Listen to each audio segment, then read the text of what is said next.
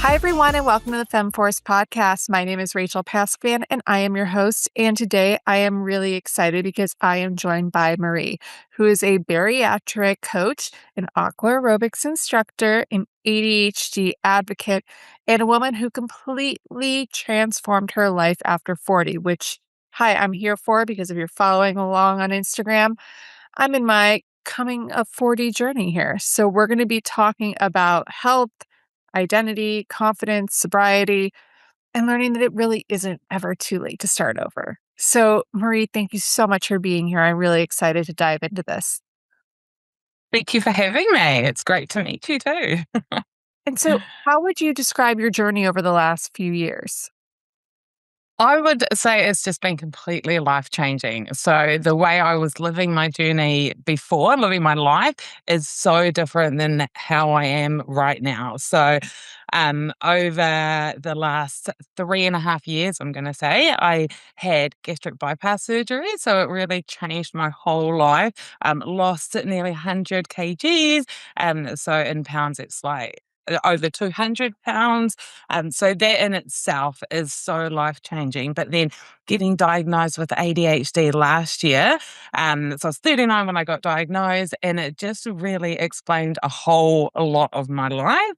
And now, I left a corporate job, but that I was there for nearly 20 years on, and going from a normal Monday to Friday 8 till 5 job to now this completely different lifestyle. It's so amazing. So it's really exciting to know that you don't actually have to get stuck in that same life that you're in right now. There are I other love that. And what options. reflectiveness of getting diagnosed so, later on in your life, which we're going to touch on a lot about ADHD in this episode. But I want to go to where everything started to change. So you were in corporate America for almost 20 years and you started to experience, a seizure that became this huge catalyst for changing Yeah. your life. And so what was going through your mind after having the seizure? Because I mean, number one, a seizure is traumatizing as it is. It's such a scary experience, I would assume.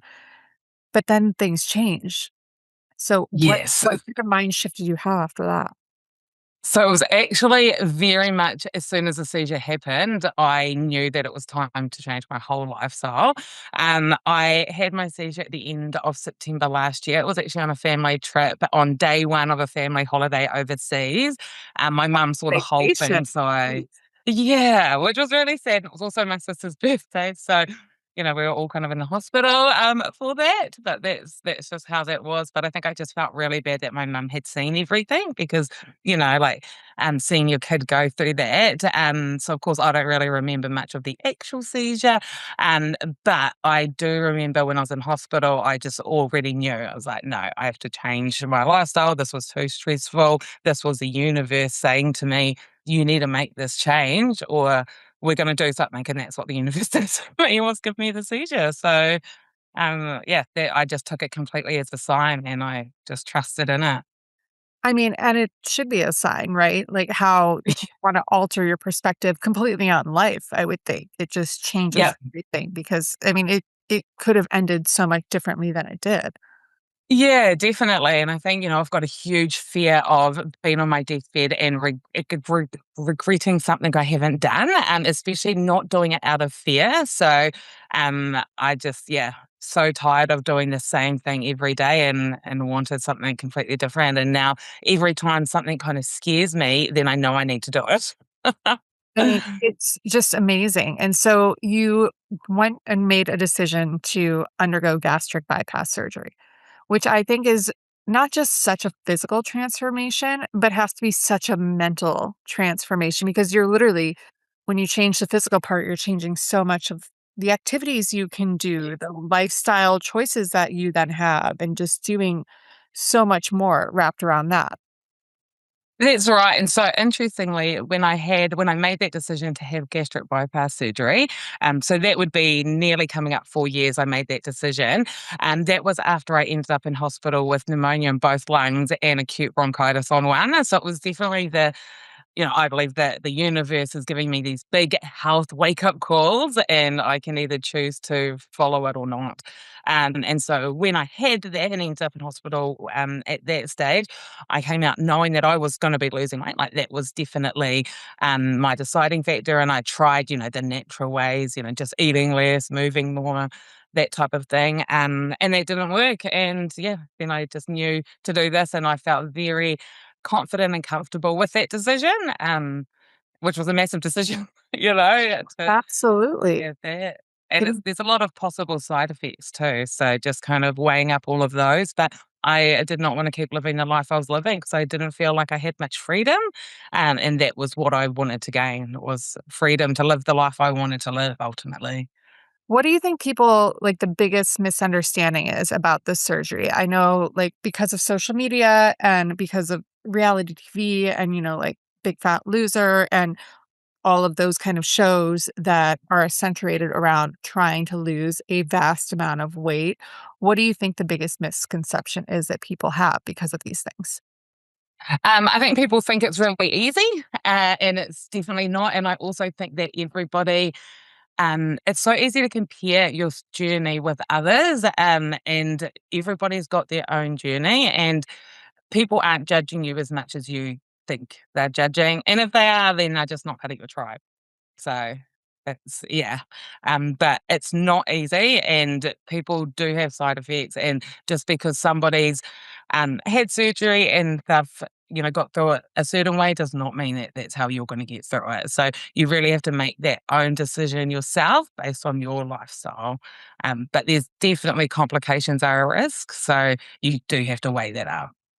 And are there things that you have to do before the surgery? It's not like you just hit a certain weight and you're like, all right, I'm going to go do this now. Like, there's a lot that goes into this. Yes. Yeah. So I actually did a package where I went. So it was a 2-year aftercare package.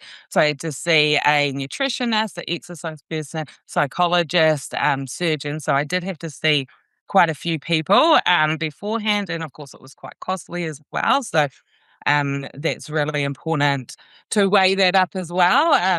When you're thinking of how much it's going to cost. I was lucky enough to pop it on my mortgage. And, that was just the best that, if it's, you have that debt. So yes, I do have the extra debt, but now I have this lifestyle and I'm able to enjoy life, and life's worth living, right? Like it's Like, pretty it's worth a lot of, amazing. I mean, that's what we're working for. We're working so Yes. we can live. Yes. So, and that Yeah. live in a good way. So good for you. Yes. You're able to do it. I Yeah. think that's amazing. And it's so much harder, though, you talked about being than of just a physical transformation, but the mental one and going through it. Why do Yeah. you think so many people struggle, not just before, but after the surgery? I think a huge part of it is because people have dealt with coping mechanisms for their whole life or for many, many years. And so then your brain is so used to going back to that comfort, which usually is food. And so when you've got something that feels a bit different, like losing weight, and you're not used to losing weight, then your brain feels so uncomfortable and wants to go back to things that felt safe, which was the food. You can numb everything with food and you just don't have to think it. Um, but I think, you've really got to take a step back and understand that your mindset is going to be completely different, and you need to find those new coping mechanisms.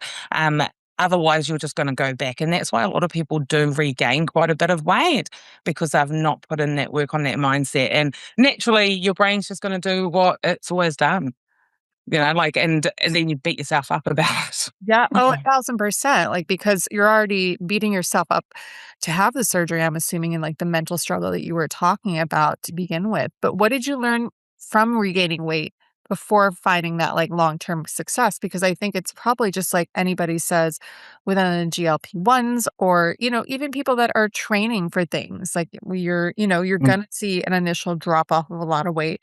You're going to, while you're training, keep that weight off or try to, but like lifestyle change. Like if I train for 4 weeks and I'm, drinking only water and eating rice cakes, yeah, there's going to be initial. And if I go on a vacation, then there's going to be a difference in if I'm just all of a sudden start eating anything. And I feel like that's for anybody. So how do you learn from regaining the weight? It's really important to not think of it as being on a diet. So I am now not on a diet and I never want to be on a diet again. So that means that I'm able to eat whatever I want to eat, but I understand that there's consequences to that. So it's all in that moderation. But being able to not have that focus on that diet means that my brain is not using up all that energy on diet mentality. It can actually do the things that I want to do, the things that calm my nervous system, but really being aware that it is a lifestyle change. So if you go back to those same habits, you're going to get that same result.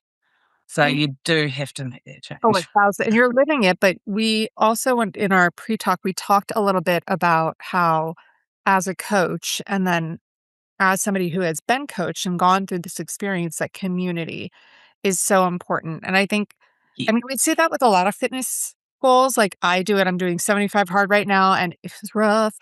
And like an accountability partner is just so important. So I'm imagining that the community, because when you're doing this, it's not like you just do it one day and we move on and we're done. Like it's a massive surgery. So there's a lot of recovery, and then there's an entire lifestyle switch, as you talked about. Yeah, so getting that right support system is so, so important. Having people who've been through it really shows that you're not alone. So a lot of the times you can go through certain feelings, and I think that's even when you haven't had surgery as well, and you think you're alone, and that's where it brings a lot of shame. But people get it, and especially people who've had surgery, like they know those feelings and a lot of those fears that people are going through. Um, you when you share that, and so in our success club, which will come that eventually, being able to share that in the group and realize that you're not on your own, it just takes away that shame. But then you also can learn new tools and strategies to help deal with that. So really knowing you're not alone, because when you are alone, you're trying to solve everything yourself, and that's just very, very difficult. Like having that support is so, so valuable. I mean, I think it is for And anything, but go ahead. I'm sorry. Oh, no. To be fair, I actually can't remember where I was heading with my You're good. story. It's 'cause it's a conversation I don't talk about here, but, like, I feel like having that community, it just it helps you not just get through it, but it helps motivate you. Like, I feel like when I have an accountability partner and I'm like, "Hey, I didn't make my 2 exercises for today," or whatever it might be, or, "Hey, I went off of my nutrition plan." Like I said, I don't like to call it a diet either. It's a nutrition Mm, plan, eating whole food, whatever it might be that you're doing. mm. Having that accountability partner that's there, that's, not judging you, but also it's kind of like you wanna have tit for tat. I'm like, I don't ever want to have to tell them that I went off of it, so it just makes me, like, more accountable to actually wanting to do this. Yes, definitely. And we also really celebrate those wins as well. So then that adds that motivation, which is really cool. And knowing that everybody is backing you and supporting you and wanting you to succeed is really awesome.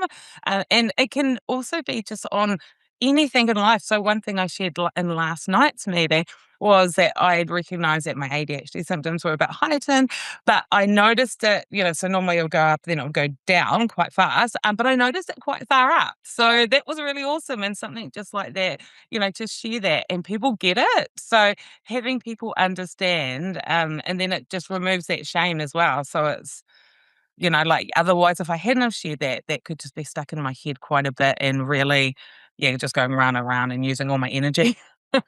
Well, and so you did the surgery, you've done amazing, you're in the group work, you're doing all of these amazing things. You've also become sober from this experience, which I think is something to worth noting because we talked a little bit about after having such a massive surgery like this, you're trying to build those, healthy coping mechanisms. And you talked about how addiction is something that's actually really common after these surgeries, which I wouldn't have even thought of. I would have thought of so many other things that you're going through. But how does addiction become such an issue for people who are going through this already transformative experience? Ultimately, it's because people are so used to using food as their coping mechanism in any type of emotional way, whether it's stress, tired, boredom, that's what everybody's used to reaching. And then if when we're not able to, because we've had surgery, then we try to find other things that will fill that spot. So that's ultimately kind of why it is so common. I've been sober over 4 years, so I did get sober before the surgery.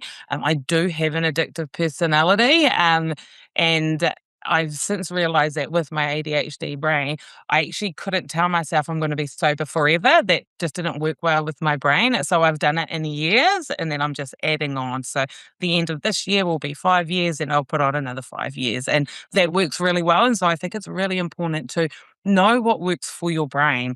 So I did try to be completely sober and think I'm going to be sober for the rest of my life. And that lasted 6 weeks. This was before I, had done that over 4 years. But in that 6 weeks, I was also completely obsessed with drinking alcohol. Like it was just All the consuming all of my thoughts.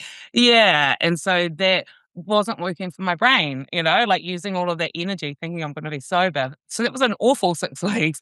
Whereas now I'm just like, oh yeah, each year, it's been much better in that. But the key is to work with your brain and however that looks, that's the best way. And so yeah, for me it is doing it yearly. So it was from the 1st of Jan, so it's nice and easy for me. I do still really enjoy the 0% beers. So I love that they make I love them. a good mocktail. Um Who doesn't? I yeah. love that it's such a movement now that the sober curious movement is so big that no matter what, whenever I go to like I hardly drink. I drink once in a while, but when I do, it's nice when I get to go to restaurants during because I'm like, it's a Tuesday. Like I can't have a glass of wine. Like I'm Yeah. gonna be screwed for the rest of like the next 2 weeks if I do that because I've got to get up at 5 and I've got workouts and I've got work and life and everything like that. So it's amazing to see that on the menus there are just fully non-alcoholic menus like available nowadays, even at things that are Yes. literally surrounded by alcohol, like wine bars or bars in general. Isn't it so amazing? I just absolutely love it. But then I look back at my past and, how I was drinking, and it was definitely to mask. So I drank extra so that I didn't have to feel any judgment from others, any shame. It was all the stories I had in my head, to be Right. fair. Oh my God. Yeah, yeah. But, using alcohol to kind of numb those feelings is never going to work. So now that I'm not, it's so awesome to just be me, I love that. and this is who I am. And so what has sobriety really taught you about yourself? Because you were able to have this like clear lens and really look at yourself and like see the difference from 4 years ago to now. I think it's definitely shown me that I can be me and my tribe will still love me. It's almost as if before, I didn't really feel very worthy and I didn't, to be fair. I've learned so much about myself. And so I wanted to really numb all of those feelings. I didn't want to feel that at all. I also very much wanted to come across as being that happy, bubbly person and what I thought other people wanted me to be like. And actually, the way I am is enough. And so I've really learnt that. And so I don't need something to mask or pretend or alter my state of mind to make me feel better. Like I feel amazing as it is right now. Um, But it was quite difficult and difficult at the beginning as well. I was raised around alcohol as being quite a normal thing. And so for me to change, like that was quite an uncomfortable feeling, and I didn't really share that the reason why I was stopping was because I was drinking too much. So, I would kind of say, oh, I'm just driving. Oh, I'm just going this year with no alcohol, and try to say it like that. Whereas now, I feel a lot more comfortable. I can share, actually, I was drinking way too much but and like, that's why I was yeah. stopped. But you also can look Yeah. back and have that self-reflection because you have such a clear mind. Be like, you know what Yeah. wasn't good and where I'm at, and I can see that now. Yes. And it's also really awesome to not have a hangover the next day and be able to drive home and sleep in your own bed when you want to. 1,000%. I mean, I think it's really Yeah. such it's something also that maybe we get with age. because Yeah. it's such a social thing. And especially here in the States, Yes. like turning 21 is a thing. And Yeah. it's your college experience, like, which should be academic, but does have that social aspect of having alcohol around it. And Yeah. so I'm sure it's the same, globally, but like it's like a coming of age, a rite of passage. And so we focus so much on that, especially when we're Yes. 100%. So it's just, yeah, really interesting how different it is now. And how there's like a lot, yeah, because I do think you're right, with a bit of age as well. So a lot of people, like, we don't really want to just go out and get really drunk, like like, that doesn't I sound that have to go to appealing, bed right? at 9 o'clock, and I need to go to bed sober because I want a really good night's sleep. Getting a good night's of sleep nowadays is just as amazing as it was have the party with no hangover when I was 21. Yeah, exactly. Completely different shift in perspective there, but it's so, so true. Yeah. Talked a little bit about it and hit on it already, but you also were diagnosed with ADHD, but you were diagnosed later in life. You were diagnosed at 40. And so, what was it like being diagnosed? Was it just like this aha moment of, oh my gosh, so many things like this makes sense now? Yeah, so I was actually 39 when I got diagnosed, but I realized it myself only at the beginning of last year. And I had at work, a couple people were talking about their experiences. They had children as well. And I just thought, oh, that sounds very familiar, and I Yeah. just yeah, and then it starts clicking a little bit more, and then I do research, and I'm just like, "Okay." And then, yeah, went into the GP and got properly diagnosed, but it just made complete sense and really explained a lot of the way I was feeling, which, of course, was just all in my head. A lot of people would, wouldn't even think that there was so much, like, shame that I was dealing with and things like that, and thinking of what everybody else was thinking of me, and really just spiraling in your head and then all the negative things that kind of do come with ADHD. But it's also a superpower as well. So really understanding how to use that, which I think is really important, just anybody, whether you're neurodiverse or not, using learning how to work with your brain is really key.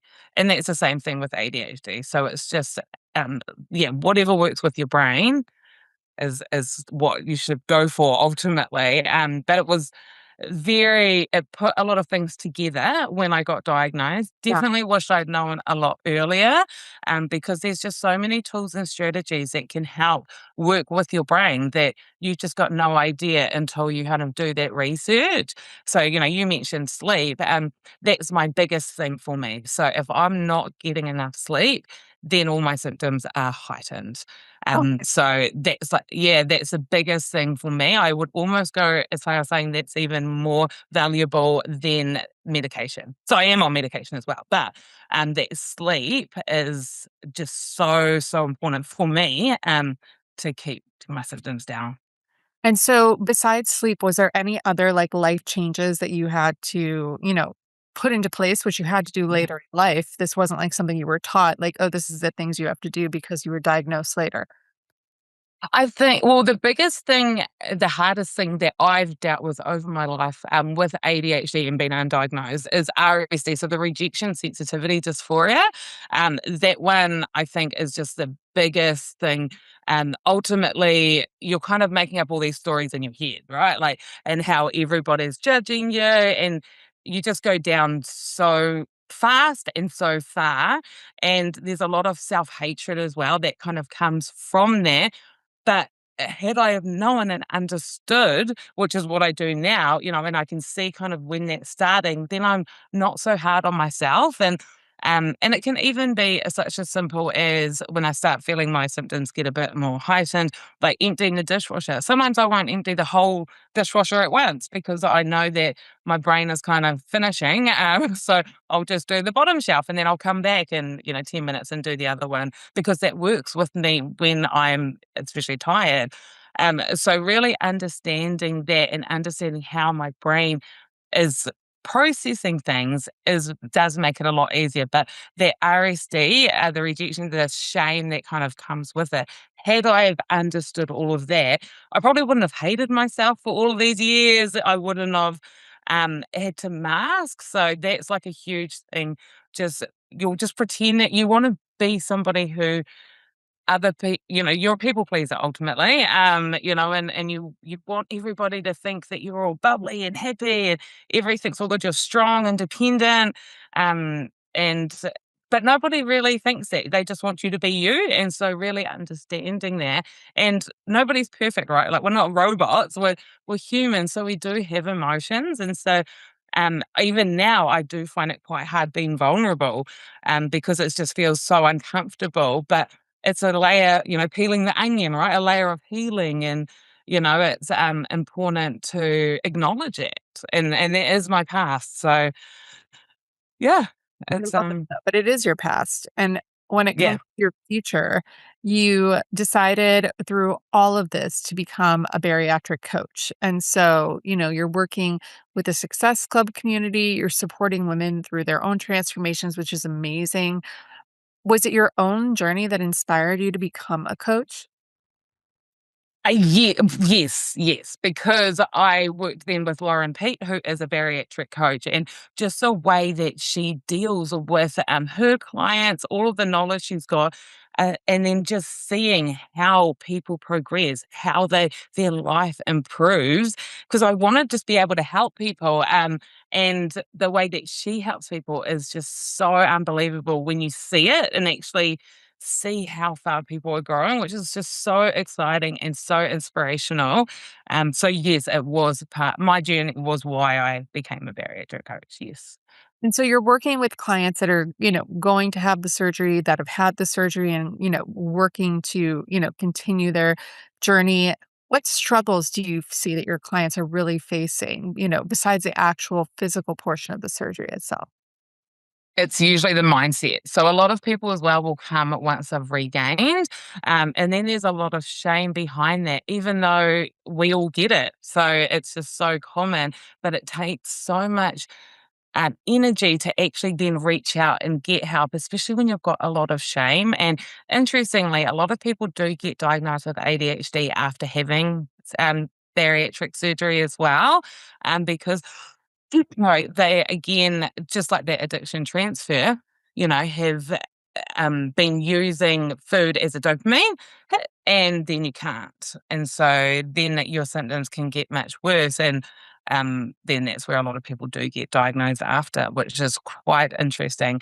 But yes, I do love, in terms of bariatric coaching, seeing people succeed, learning those tools and strategies, and helping in any way that I can. So I love to see people succeed. I mean, I love that you're helping others and, you're focusing on their health and their overall well-being, which includes that mental stability and really trying to, be the best self that they can be.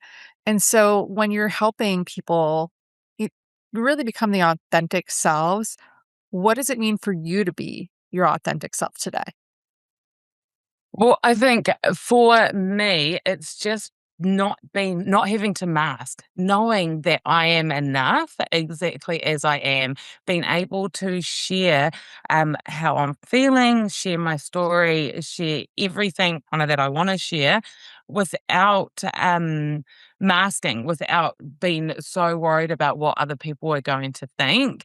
And but then also really understanding that you don't need everybody's approval, like, and that's a big thing, like, especially with the ADHD and trying to mask, I was wanting to get everybody's approval, but actually that doesn't really matter. It's my approval that matters, and so that's what's really important, and to be authentic, yeah, and that's how I feel you can really help people. So masking's not really helping people because people can then just think everything's so great. But life goes up and down, and it's really important to understand that and not think everything's going to be all perfect forever, because it's not. It's really, though, wanting to be resilient, actually learning proper tools and strategies, not just the smile and be happy, like that's not it. Actually learning real life tools that will actually help you to be the best person that you can be. And even But you for that, can't get that. yeah, and Sorry? No, even if you're learning later in life, even if you're reinventing yourself, or taking this new chance or jumping into something, completely different, it's not too late. Why do you think women believe it's too late? I almost feel like society raises us to live a certain way. And we've changed so much over, if you think over these years, right? But there is still that underlining that, now you should be working full time. And I think it's also for guys as well. Like there is a society has a way that we should live. And so then doing anything that's quite different is quite scary and people they feel uncomfortable by that. And so you've really got to be strong enough and resilient enough and trust yourself enough to make whatever change it is that you want to make. But it is kind of, I feel, going against society. I left a full-time job, which was, with a big corporate company. I had a lot of stability there, and I left, and I didn't even have a plan to on how to pay the mortgage. So, like completely. So I had a lot of self-trust that I Mm, could, it's that all the whatever was gonna that happen. you were able to do. Yes. Yes, yeah. But I wouldn't have been able to do that before. So it's really interesting, yeah. Yeah. But it's all worked out absolutely perfect. Yeah, no, it's a full circle moment of you have been able to pour into yourself, which now you can pour into others. And by believing in yourself and having that aha moment of that inner work that, really paid off. And also then for physical benefits, obviously, of the surgery, but that affects the mental portion and the inner work that you're going through. Mm, yeah. Which And is really awesome, no, right? it So is. I mean, exciting. full circle. Like you have this community here backing you and helping you through this and like getting you through the surgery and, any weight gain after and all of the remission. But then you've now created that community through you for your clients to be able to have and that accountability, but that support system that, you really need through any of these kind of things, mostly just through life. Yes, yeah, exactly. And I think it's also really important, just like, when you see your counselor or even your GP, that you're not gonna gel with everybody, and that's okay. And so sometimes a lot of people don't wanna hurt somebody's feelings if, they try and they're not, quite that's not that person. And but it's okay to change. So especially, like with a bariatric coach, you can change, but the actual coaching you just get so much from. It's so valuable. But don't be scared to change. I think that's really the key. Uh, Yeah. So after we wrap up, I like to ask all my guests one final question. So I'm now really interested on what your answer is. But if you could give one piece of advice to your 16-year-old self, what would that be? Don't let fear rule your life. I think that would be it. Yeah. And then kind of going into a bit further because why would I give just one advice? Like, don't be scared to be you. Know your worth. Know what you can contribute to society. Know your skills. Back yourself. And life is great. So but it's really important to do things that you want to do, and don't try not to worry so much about what others think because I they've got their own journey. Yeah. But it's something that you can take even today and what, in your mindset and in your life. But what a good piece of advice to hear so young, but also for reinventing yourself later in life that, you know, you can do this. Don't be afraid. Yes. Like, follow your own path. That's awesome. Yes. Yeah. And, and you can do things that are completely different. Like, you don't have to. I've now got 3 jobs, and one of them I'm self employed on, which I never would have even thought to do. I was just stuck on that one full time job. But there's so many options out there, and you don't have to get stuck with what, your parents want or your family have all done or your friends. Like, you can do what you want to do. I think that's really key. I mean, thank you so much for coming on and talking not just about your journey, but also about the journey that you're helping others get through. Please tell everybody where they can find you. We're going to put in the show notes, but plug yourself here. Yes, perfect. So, I do have a platform of Living Well with Maree. So that's just got a lot of kind of the mindset things to try to. It's really helpful, I feel anyway, like quite a positive thing. But also through Lauren Pete, bariatric coaching, the website. So yeah, I'll pop that on there. That's where you can book in if you want to have a bariatric coaching call with me. I love that. So, everyone, if you're looking to start this journey or you're just looking for some positivity or some motivations, make sure to check out Maree, give her a follow. And, we hope that everybody has a really great rest of their week and that you're out there being your authentic self because that's really what matters. So, thank you so much, Rachel. You will talk to everyone next week.